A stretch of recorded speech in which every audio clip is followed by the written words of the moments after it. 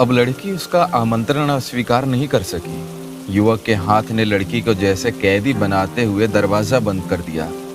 लड़की की निगाहें कार के भीतर लहराने लगी। भीतर का हल्का नीला माहौल सपनों की तरह मन को मोह रहा था। इतनी देर तक बारिश की सर्दी में ठिठुरते बदन को भीतर की गर्मी अच्छी लग रही थी।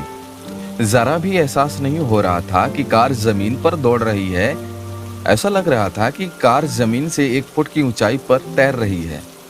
सीटें भी कितनी चौड़ी है, एक आदमी तो यहाँ पर आराम से सो सकता है। एहसास होते ही सीट के एक कोने में किताबों को सीने से चिपकाए इस तरह सिकुड़ कर बैठे रहना उसे निपट गंवारापन लगा। किताबों और उसके छोटे से टिफिन बॉक्स को सीट पर एक तरफ रखने के बाद जरा सरक कर वो आराम से बैठ गई। ये कार ही एक घर की तरह लग रही है। बस ऐसी एक गाड़ी होने पर घर की जरूरत ही नहीं है। इसका भी, अरे इनका भी तो एक घर होगा नहीं? जब कार ही ऐसी है तो फिर इस कार के मालिक का घर कैसा होगा? बड़ा होगा, महल की तरह होगा। वहां जाने कैसे कैसे लोग होंगे। जी ये कौन है? ये भी तो मुझे मालूम नहीं है। अरे ये क्या है बीच में? 2 सीटों के बीच खींचो तो मेज। अरे इस पर तो किताब रखो या पढ़ो, या इस तरफ से या उस तरफ से सर रखकर मजे से सो जाओ। और ये छोटी सी बत्ती कितनी सुंदर है, कमल की तरह है, नहीं मोगरे की कली की तरह है। इसे जला दें? नहीं नहीं, ये बुरा मान जाएंगे तो। अरे उसी के नीचे स्विच है, देखो जला लो। कार चलाते हुए सामने वाले छोटे से आईने में देखकर उसने हंसते हुए कहा। उसने स्विच ऑन कर दिया और बत्ती की सुंदरता को निहारती रही। फिर उसमें किफायत जाग उठी, बिजली वेस्ट नहीं करना चाहिए, और उसने बत्ती बुझा दी। फिर अपने आप को एक बार देखकर माथे पर बहता पानी दोनों हाथों से पोंछ दिया। जाने कहाँ से सूझी थी जो आज मैं ये इतनी भद्दी ओढ़नी पहन ली। अपने आप को मन ही मन कोसते हुए वो ओढ़नी के छोर को निचोड़ने लगी। युवक ने स्टीयरिंग के बाईं तरफ का डिब्बा नुमा दराज खोला। उसकी ठप आवाज सुनकर लड़की ने सिर उठाकर देखा। अरे दराज खुलते ही अंदर से लाल बत्ती जल उठी। उसने एक छोटा सा टर्की नेपकिन निकाल करके पीछे लड़की के सामने बढ़ाया। थैंक्स। उसने नैपकिन ले लिया और माथा और दोनों हाथ पोंछ लिए। आहा कितना खुशबूदार है। उसने अपना मुंह उसमें गाड़ दिया। एक मोड़ पर कार मुड़ी। वो माँ! एक और फिसलते हुए उसका मुंह से अचानक चीख निकली। सीट पर रखी तमाम किताबें, उसके साथ छोटा सा वो गोल स्टेनलेस स्टील का डब्बा भी एक और फिसल गया। सॉरी। उसने मुड़कर हंसते हुए लड़की की तरफ देखा और फिर गाड़ी की चाल धीमी कर दी। इस तरह खुद के चीख उठने पर वो थोड़ी सी लज्जित हो गई थी। एक झेप हंसी के साथ वो बिखरी किताबों को समेटकर वो सीधी होकर बैठ गई। खिड़की के बाहर कुछ नजर नहीं आ रहा था। कांच पर धुएं की तरह पानी की एक परत जम गई थी। उसने अपने आंचल से पानी पोंछ दिया और बाहर के तरफ देखने लगी। सड़क पर बत्तियां जल रही थी। जगमगाहट के साथ सजाई दुकानों की रोशनी पानी में प्रतिबिंब हो उठी थी, जिससे उसकी आंखें चौंधिया रही थी। इस भूलोक के नीचे भी एक लोक है, उसने कहीं सुना था। अब बिल्कुल वैसा ही लग रहा था। ये क्या? कार इस गली से क्यों गुजर रही है? उसके होंठ हिल उठे। वो हमारा घर वो रहा, देखिए वहाँ। उसके मुंह से गुनगुनाते हुए ही उसके बोल फूट पड़े। रहने दो ना, हम कहाँ कहते हैं कि नहीं है, उसने कहा और लड़की की तरफ देख करके हंस दिया। हाय राम, ये क्या मुसीबत आ पड़ी। वो माथे मलने लगी, मगर युवक को मुस्कुराते देखकर वो भी मुस्कुरा दी, उसका मन रखने के लिए। गाड़ी तो बस चली ही जा रही थी। शहर के प्रमुख बाजार, सफ़ेद लंबी धारियों वाले बड़े बड़े चौड़े रास्तों पर से होते हुए गाड़ी सुंदर बंगलों और बागीचों वाले एवेन्यू को पार करके किसी ट्रंक रोड पर जा रही थी। शहर की भीड़ भाड़ और चहल पहल से बहुत पीछे थम करके खामोश हो गई थी। उसके लिए ऐसी बारिश में इस तरह का ये कार का सफ़र एक नया अनुभव था और उसमें कौतूहल भी था। फिर भी डर के मारे भीतर से उसे कुछ हो रहा था जो उसके गले में ही आकर के अटक जा रहा था। बच्चों की तरह बार बार मुझे घर जाना है कहकर वो उस आदमी को तंग करने से भी कतरा रही थी। अब उसे उस लड़की की याद आ गई थी जो उसे बस स्टैंड पर अकेला छोड़ करके गई थी। उस लड़की ने उसके गाल पकड़कर कुछ कहा था, अच्छी लड़की हो ना, ठीक से घर पहुंच जाना, समझी? तो मैं अच्छी कहाँ रह गई हूँ? क्या इस तरह बिना किसी जान पहचान के आदमी के साथ सफ़र करना गलत नहीं है? अरे ये तो बुरे भी नहीं दिख रहे हैं। कुछ भी हो यार, मुझे मुझे नहीं आना चाहिए था। अब क्या किया जाए? मुझे रोना आ रहा है। छी, रोना नहीं चाहिए। रोऊंगी तो लोग कहेंगे कि ये पागल, इधर ही रह जा, और मुझे ये यहीं पर छोड़ करके चले जाएंगे। तो घर कैसे जाऊंगी? मुझे तो रास्ता भी नहीं मालूम है। और कल कल जियोलॉजी के रिकॉर्ड भी तो संबित करना है। कितना काम है। उसकी आंखें उसी की तरह तड़पते हुए वाइपर को घूर रही थी। फिर ना जाने कैसे उसके मुंह से अचानक निकल गया, हम कहाँ जा रहे हैं?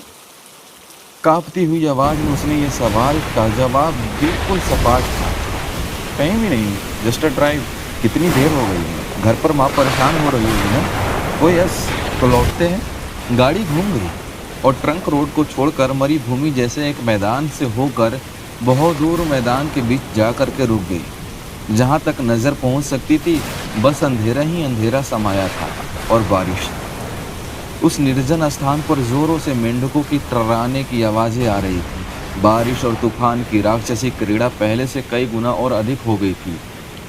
कार के भीतर एक दूसरे को देखना मुश्किल हो गया था। गाड़ी को अचानक रुकते देखकर डरी डरी आवाज़ में पूछा, कार क्यों रोक दी? ब्रेकडाउन हो गई है क्या? वो इसका जवाब दिए बगैर गड़गड़ाहट के साथ हंस पड़ा और लड़की को देखने के लिए उसने रेडियो का स्विच दबा दिया। रेडियो से पहले धीमी रोशनी उदित हुई, फिर संगीत। उस धीमी रोशनी में अपनी भौहें सिकोड़ कर वो उसकी तरफ प्रश्नार्थक दृष्टि से देखने लगी। वो भी मुस्कुराता हुआ लड़की की तरफ याचित दृष्टि से देखने लगा।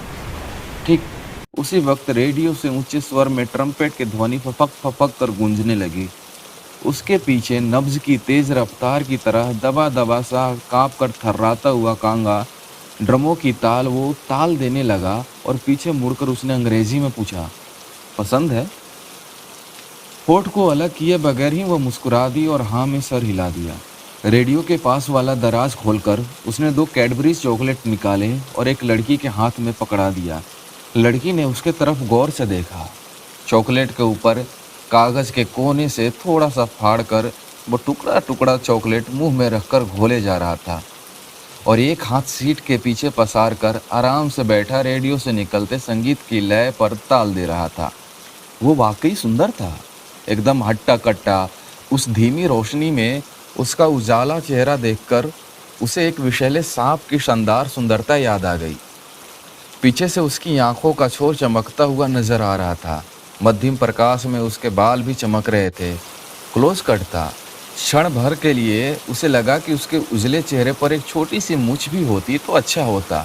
ओहो, उसकी भौहें भी कितनी घनी सुंदर थी, डर पैदा करने वाली। सीट पर पसरे उसके लंबे हाथ की कलाई पर सोने के मोटे से स्ट्रैप जड़कर बंधी घड़ी में टिक टिक 7 बज रहे थे। उसकी लंबी उंगलियां संगीत पर ताल दे रही थी। उसके हाथ में बढ़े घने बाल ठंडी हवा से सिहरकर रोमांचित हो रहे थे। हाय राम, 7 बज गए। और इतनी देर तक आराम से बैठकर चॉकलेट घोलते हुए उसे घूर रही लड़की के मुंह से अचानक निकल गया। उसने भी एक बार घड़ी की तरफ देखा। उसने कार का दरवाज़ा थोड़ा सा खोला, तभी बादल की घोर गर्जना सुनाई दी। उसने दरवाज़ा खोल दिया और झट से नीचे उतर गया। कहाँ? दरवाज़ा बंद करते हुए उसने उसका दबा सा आशंकित सवाल सुना, कहाँ जा रहे हैं? कहीं भी नहीं, इधर ही आ रहा हूँ, अंग्रेजी में कहते हुए वो पिछली सीट का दरवाज़ा खोलकर अंदर आ गया। इन चंद क्षणों के भीतर वो बिल्कुल भीग गया था। सीट पर उसके पास पड़ी टर्की नैपकिन उठाकर उसने अपना हाथ, मुंह, गला पोंछ लिया। फिर हाथ के चॉकलेट का कागज़ गूड़ी मूड़ी करके खिड़की के बाहर फेंक दिया। वह अब भी चॉकलेट धीरे धीरे खाई जा रही थी। उसने जेब से एक छोटी सी डिब्बिया निकाली। उसमें से पीपरमिंट जैसी कोई चीज़ निकालकर उसने अपने मुंह में डालकर एक लड़की के लिए आगे बढ़ाई। क्या है? च्युइंगम। छी, मुझे पसंद नहीं है, मुझे नहीं चाहिए। Try it, you will like it. वो हाथ के चॉकलेट को जल्दी जल्दी से खा गई और उसका मन रखने के लिए अपना हाथ आगे बढ़ाया।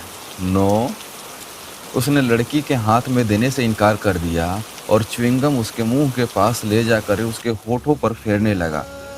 लड़की के सिर में एक अजीब सी जलन होने लगी। जरा पीछे हटकर उसने च्युइंगम को अपने हाथ में ही ले ली। Thank you.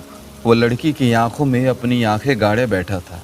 शर्म के मारे लड़की से उसकी आंखों में देखा ही नहीं जा रहा था और उसकी कमज़ोर नज़र बार बार नीचे फिसल करके तड़प रही थी।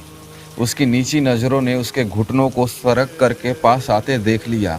वो दरवाजे से चिपक करके सिकुड़ती हुई बैठ गई। वो भी ज़रा दूर अपने हाथों को बांधे ढंग से बैठ गया और उसके दिल का अंदाज़ा लेने की कोशिश करने लगा। How do you like this car? मेरा मतलब यह कार तुम्हें पसंद है? उसने अंग्रेजी में पूछा। मंद्र सप्तक में कहे उसके बोल उसके कानों में से होकर भीतर गए और भीतर से वो कुछ कुछ हिल उठी, मगर भीतर की कश्मकश उसने जाहिर नहीं होने दी। संभल कर मुस्कुराते हुए उसने जवाब दिया, oh it is nice. Sir झुकाकर एक लंबी सी सांस लेते हुए उसने बड़ी संजीदगी के साथ कहा, तुम जानती हो ये कार पिछले 2 साल से हर रोज तुम्हारा पीछा करती हुई घूम रही है। Do you know that?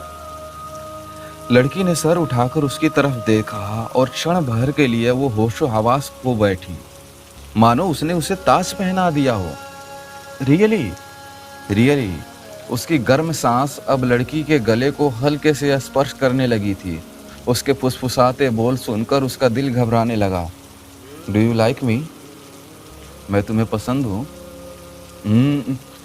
लड़की के पास अब सरकने के लिए कहीं कोई जगह नहीं रह गई थी। उसे सिमटते सिकुड़ते देखकर वो फिर से अलग होकर जरा दूर बैठ गया। बाहर जोर से बारिश हो रही थी। रेडियो से ट्रम्पेट का स्वर नए नए बदलते ताल विन्यास पर नाच रहा था। बहुत अच्छा लग रहा है ना? उसने इस माहौल की तरफ संकेत करते हुए उसे आजमाने के लिए पूछा। अच्छा लग रहा है, मगर डर भी लग रहा है ना? डर? क्यों? किस लिए डर रही हो? उसको समझाते हुए उसने उसके कंधों को हिलाकर पूछा और उसे लगा कि वो उसका शील और तपन टूटकर बिखरता जा रहा है। वो घबरा गई। मुझे डर लग रहा है ना?